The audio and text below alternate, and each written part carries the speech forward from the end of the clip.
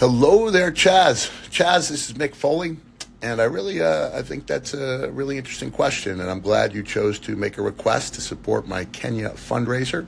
It's funny because I've probably spoken about, this will be the second time in probably 10 years I've spoken about Shotgun Saturday Night, but the other time was just like two days ago.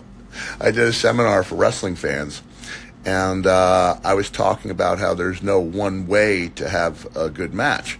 I said, you can map it out from A to Z. And then I talked about a match I had with Bret Hart, the one you're referring to, where Bret got together to know, hey, is there anything you want to do? And I was like, this is supposed to be a raw and gritty show, so let's make the match look raw and gritty. So we didn't go over anything, and we made it happen in the ring to a pretty good extent. I mean, it's not on Bret's list of all-time greats, and not on mine, but I thought it was a really good, solid match. And man, I think Bret and I could have done some amazing things. We did on a couple house shows. One of them was either Manchester or Birmingham, UK, and it's one of the two matches I wish, non-televised matches, that I wish I had to watch over again because it felt pretty magical. But it was fun being on Shotgun Saturday Night. I'm glad you liked the chemistry with Vader and Paul Bearer.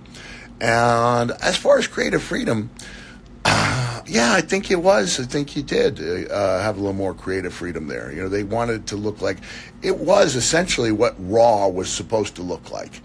Raw, they called it Raw because it's supposed to be rough around the edges. And I think I think they'd already moved towards better production and smoother production before Nitro. But after Nitro showed up and it was slick and cool, we kind of dropped the whole premise about, or WWE dropped the whole premise about it being raw and rough around the edges. And Shotgun Saturday Night was supposed to be that. So it was fun. I enjoyed it, and I enjoyed talking about it.